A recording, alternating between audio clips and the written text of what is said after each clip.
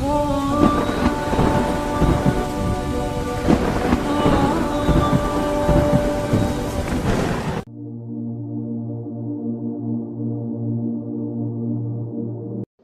میں چاہتا ہوں تھوڑی سی آپ کو تاریخ بتاؤں کہ اسلام ہندوستان میں کیسے آیا۔ سب سے پہلے محمد بن قاسم رحمۃ اللہ علیہ، انہوں نے 92 ہجری میں سندھ پر حملہ کیا جب راجہ داہر کے ڈاکوؤں نے مسلمانوں کا ایک قافلہ لوٹ لیا، بحری جہاز۔ تو اس کے بدلے میں مسلمانوں کی طرف سے لشکر کشی ہوئی اور محمد بن قاسم رحمۃ اللہ علیہ ملتان تک پہنچے۔ ان کے پاس 12,000 کا لشکر تھا، لیکن جب وہ ملتان پہنچے وہ لشکر 1 لاکھ ہو چکا تھا کہ مقامی لوگ فوج کے اخلاق اور محمد بن قاسم کی سیرت سے اتنے متاثر ہوئے، وہ جوک در جوک مسلمان ہوتے چلے گئے، اور ملتان جب پہنچے تو وہ 1 لاکھ میں تبدیل ہو چکے تھے۔ تو سب سے پہلے سرزمین ہند میں اسلام کی حکومت قائم ہوئی۔ ادھر ہندوستان کے ساحلی علاقوں پر تاجروں کی وجہ سے اسلام پھیل چکا تھا، لیکن باقاعدہ جو حکومت قائم ہوئی وہ سندھ میں ہوئی۔ اس کے بعد اللہ کے نیک بندے صوفیاء کرام آتے رہے اور دعوت دین دیتے رہے، اور ان کے ذریعے سے لوگوں میں اسلام کی بارے میں بیداری ہوئی اور انہوں نے قبول کرنا شروع کیا اپنی خوشی سے۔ اوپر جو ہندوستان ہے جس کو اتر پردیش کہتے ہیں، وہاں جو اسلام کی حکومت قائم ہوئی وہ شہاب الدین غوری رحمۃ اللہ علیہ نے حکومت کو قائم کیا۔ اس سے پہلے محمود غزنوی نے 17 حملے کیے، لیکن انہوں نے کوئی حکومت قائم نہیں کی، بلکہ بس فتح کر کے واپس چلے جاتے تھے۔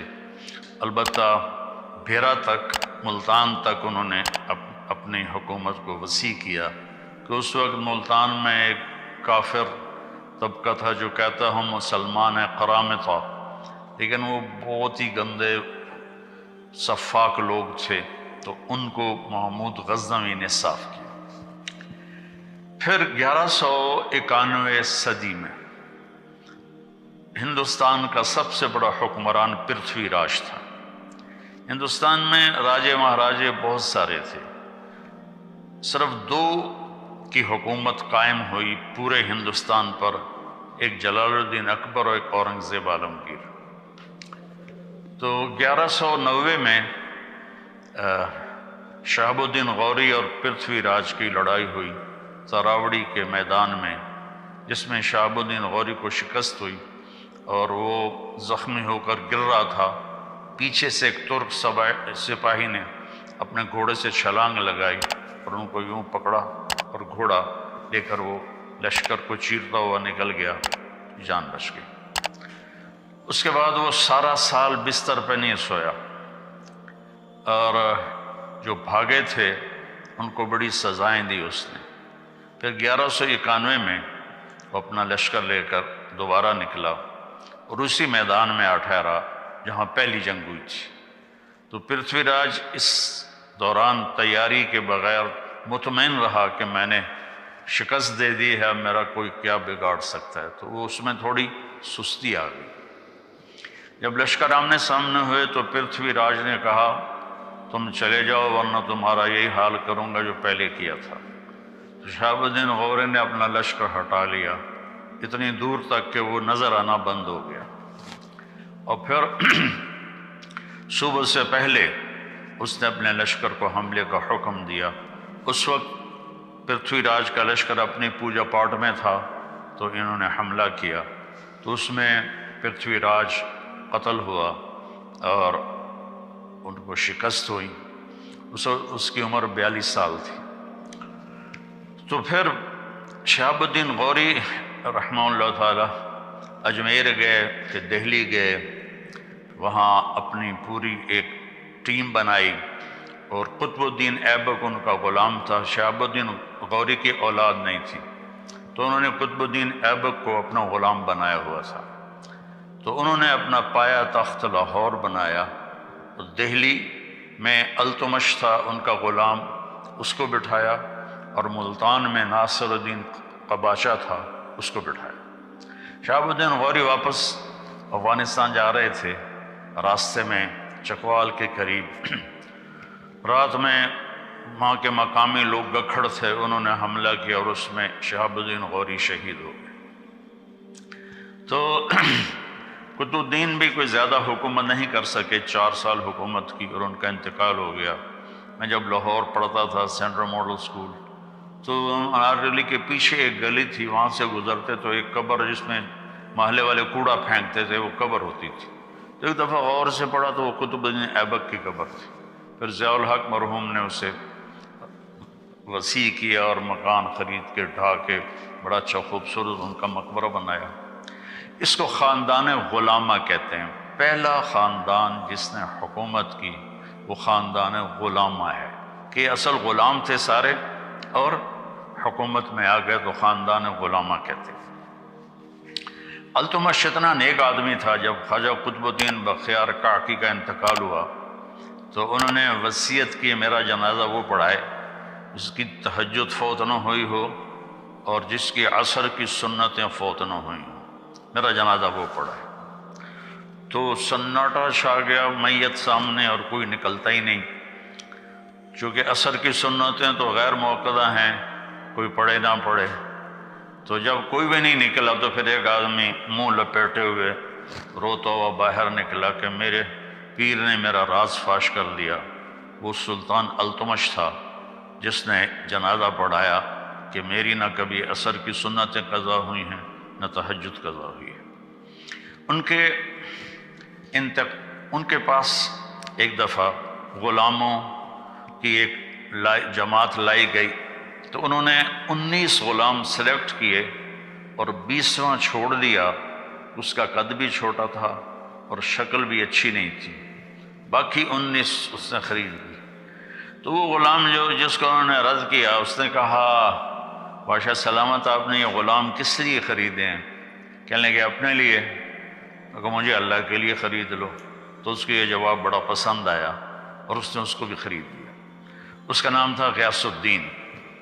تو جب یہ التمش کی سلطنت عرصہ چلی، اس میں اس کی ناصر الدین بہت نیک آدمی تھا، اور اس کی بیٹی رضیہ سلطانہ التونیہ سے شادی کر کے حکومت کی کوشش کی لیکن قائم نہ ہو سکی۔ ترک سردار عورت کی حکمرانی پر سیخ پا ہو گئے، پھر وہ لڑائی میں بھاگ گئی، پھر قتل ہو گئی۔ تو اس کے بعد غیاث الدین بلبن حکمران بنا۔ غیاث الدین بلبن اس وقت دیپال پور میں گورنر تھا، تو وہاں جب شور شرابہ ہوا، سلطنت کمزور ہوئی، تو وہ یہاں سے گیا اور اس نے دہلی کے تخت پہ قبضہ کیا اور اس نے 20 سال حکومت کی۔ اور غیاث الدین بلبن کا یہ احسان ہے ہندوستان کے مسلم نان مسلم پر کہ اس نے واحد بادشاہ جس نے تاتاریوں کے حملوں کو ناکام بنایا، اور تاتاری ہر دفعہ شکست کھا کے پیچھے ہٹے، واپس بھاگے۔ آخری جنگ میں اس کا بیٹا محمد وہ شہید ہو گیا، اس کا ایک ہی بیٹا تھا، تو اس کے غم میں پھر 7ویں دن وہ بھی مر گیا اس دکھ میں۔ تو حکومت خلجی خاندان میں شفٹ ہو گئی۔ علاؤ الدین خلجی تھا جس نے اپنی حکومت قائم کی۔ اس کے بعد جلال الدین خلجی، جلال الدین خلجی کا بھتیجا تھا علاؤ الدین۔ جلال الدین کو غلاموں نے قتل کر دیا۔ تاریخ والے کہتے ہیں اس میں علاؤ الدین کا ہاتھ تھا، لیکن مجھے نہیں لگتا چونکہ وہ بہت نیک آدمی تھا۔ تو علاؤ الدین نے پھر کوئی 20 سال کے قریب حکومت کی۔ وہ بھیس بدل کے بازاروں میں پھرتا تھا اور چیزوں کے بھاؤ دیکھتا تھا، لوگوں کے حال پوچھتا تھا۔ تو خلجی خاندان جب ختم ہوا تو اس کے بعد آیا تغلق خاندان۔ تغلق میں محمد تغلق واحد بادشاہ ہے، وہ تھا صرف پھرا۔ چھوٹی چھوٹی بات پہ قتل قرار دیتا، لیکن وہ واحد بادشاہ ہے جس نے علماء کو کہا خانقاہوں سے نکلو، مسجدوں سے نکلو اور جا کر اسلام کی تبلیغ کرو، تم بیٹھ کے کھاتے رہتے ہو۔ تو اس نے دعوت اسلام شروع کروائی محمد تغلق نے۔ تو تغلق کے دور میں 1398 میں وہ بدماش تیمور آیا جو ادھر سے کلات کے راستے سے آیا، ملتان کو تباہ کیا۔ یہ میرا چھوٹا سا قصبہ تو لمبا ہے، اس کی اینٹ سے اینٹ بجا دی۔ پھر وہاں سے وہ بٹھنڈا کی طرف نکلا، اسے تباہ کیا۔ بٹھنڈا سے دہلی پہنچا، اسے تباہ و برباد کر دیا۔ وہ اس کی عادت تھی، وہ پہلے دن جب لشکر گھیرا ڈالتا تھا نا شہر کا تو سفید جھنڈا لہراتا تھا۔ اس کا مطلب تھا کہ ہم سے صلح کر لو، ہم صرف تمہارا مال لوٹیں گے، تمہیں کچھ نہیں کہیں۔ اگر وہ اس پہ نہیں آتے تو دوسرے دن وہ سرخ جھنڈا لہراتا تھا کہ میں صرف فوجیوں کو قتل کروں گا، عوام کو کچھ نہیں کہوں گا، تم ہتھیار ڈال دو۔ تیسرے دن وہ کالا جھنڈا لہراتا تھا کہ اب میں نہ کوئی بچہ چھوڑوں گا، نہ کوئی بچی، نہ عورت، نہ مرد۔ تو اس نے دہلی پہ حملہ کیا، آگ لگا دیتا تھا شہروں کو، اور زندہ لوگوں کو دفن کروا دیتا تھا، اور اپنے دشمنوں کو زندہ کڑا کے تیل میں ڈال کے اپنے سامنے جلا دیتا تھا، اور لوگوں کی کھال اتروا دیتا تھا۔ تو 1398 میں وہ اصل میں اس نے چین پہ حملے کا ارادہ کیا۔ تو اس نے کہا پیسہ کہاں سے ملے گا؟ تو اس کے مشیروں نے کہا کہ ہندوستان بہت مالدار ہے، یہاں لوٹ مار کرنے آیا تھا۔ تو اس کے بعد 1,00,000 قیدی بنا کے واپس گیا اور سادات کو حکومت دے گیا، سادات خاندان کی حکومت۔ میں مختصر بتا رہا ہوں تاکہ آپ کے سامنے ایک تصویر آ جائے۔ تو واپس جا رہا تھا تو اس کو سفر میں دشواری پیش آئی کہ 1,00,000 آدمیوں کو لے کے چلا ہونا کہ سب کے سر اڑا دو تاکہ ہم آسانی سے سفر کر سکیں۔ سب کے سر اڑا دی۔ سادات خاندان کے بعد جب ان میں انتشار ہوا اور وہ بکھر گئے تو لودھی خاندان کی حکومت آئی، بہلول لودھی۔ تغلق میں فیروز تغلق بہت بڑا بادشاہ تھا۔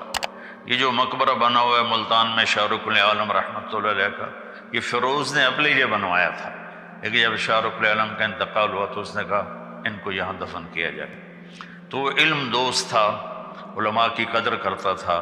تو لمبا میں ایک اس زمانے میں مولوی عبداللہ صاحب رحمۃ اللہ علیہ تھے، فیروز تغلق نے ان کو بلایا اور ان کا احترام کیا، ان کو دہلی میں اعلیٰ عہدے پر فائز کیا۔ وہ تو لمبا سے گئے تھے وہاں، ان کے علم کا شہرہ تھا۔ تو تغلقوں کو ختم کر کے تیمور نے سادات کو حکومت دی تھی، وہ چلانے میں ناکام رہے۔ تو بہلول لودھی پٹھان خاندان سے تھا، اس نے چڑھائی کی اور قبضہ کیا اور پٹھان خاندان کی حکومت قائم ہو گئی۔ تو اس کا آخری بادشاہ تھا ابراہیم لودھی۔ وہ بڑا شکی مزاج، چھوٹی چھوٹی بات پہ قتل کروا دیتا تھا اور لالچی تھا، خزانہ جمع کر کے رکھتا تھا۔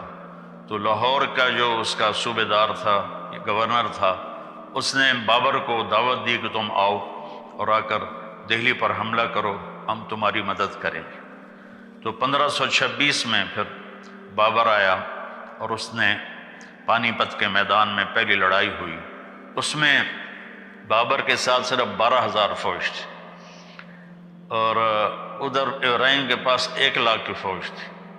یہ جو موٹر وے کے راستے میں پہاڑ آتے ہیں ان کو، وہاں ایک جھیل ہے کلر کہار، وہاں جھیل ہے، وہاں ایک پتھر آج بھی پڑا ہوا ہے جس پر کھڑے ہو کر بابر نے اپنی فوج کو تیار کیا تھا کہ بس جان دینی یا پیچھے نہیں جانا ہے۔ بابر بہت سمجھدار تھا لڑائی میں، تو اس نے 12,000 کے ساتھ ابراہیم کے 1,00,000 کے لشکر کو شکست دی اور ابراہیم اس میں قتل ہوا۔ اور اس نے اس کو بڑی عزت سے اس کا جنازہ پڑھوایا، وہیں اسے دفن کیا اور مغلیہ خاندان کی سلطنت شروع ہو گئی۔ مغلیہ خاندان واحد خاندان ہے جس نے ہندوستان پر 1526 سے لے کر اور 1857 تک حکومت کی، کوئی 325 سال۔ باقی کوئی 20 سال میں، کوئی جیسے بلبن 20 سال کی حکومت کر کے اکیلا تھا، شہید ہو گیا، اب بچے کے غم میں وہ فوت ہو گیا۔ تو خاندان غلامہ تھا، بلبن تھا، خلجی تھا، تغلق تھے، سادات تھے، انہوں نے سب تھوڑا عرصہ حکومت کی۔ تو یہ جو تھا مغلیہ خاندان، انہوں نے لمبا عرصہ حکومت کی، لیکن ان بادشاہوں میں سوائے محمد تغلق کے کوئی نہیں تھا جس نے اسلام کی دعوت پھیلائی ہو۔ ان کو بس ملک گیری کا شوق اور اپنے حکومت بڑھانے کے شوق تھے، جس کی وجہ سے وہ دعوت ان کو یاد ہی نہیں تھی کہ ہم نے کوئی اسلام بھی دنیا میں پھیلانا ہے یا ہندوستان میں اسلام پھیلانا ہے۔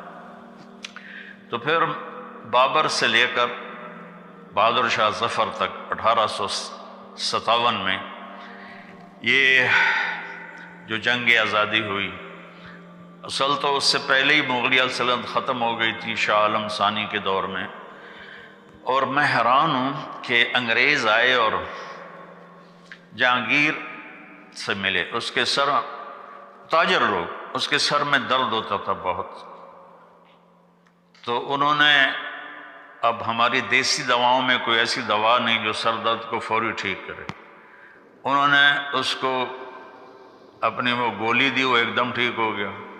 وہ کہنے لگا مانگو کیا مانگتے ہو؟ کہا ہمیں یہاں تجارت کی اجازت دے دو۔ انہوں نے کہا چلو جاؤ ادھر بنگال کی طرف۔ جب شاہ جہاں آیا تو اس کے وزیروں نے کہا یہ بڑے خطرناک نظر آ رہے ہیں، ان کو بھگا دو۔ کہ ان کی اوقات کیا ہے؟ اس وقت تو کوئی سوچ بھی نہیں سکتا تھا کہ شاہ جہان کے دور میں یہ چند انگریز یہ پورے ہند کے حکمران ہو جائیں گے۔ تو اب ان کی بے وقوفیاں تھیں۔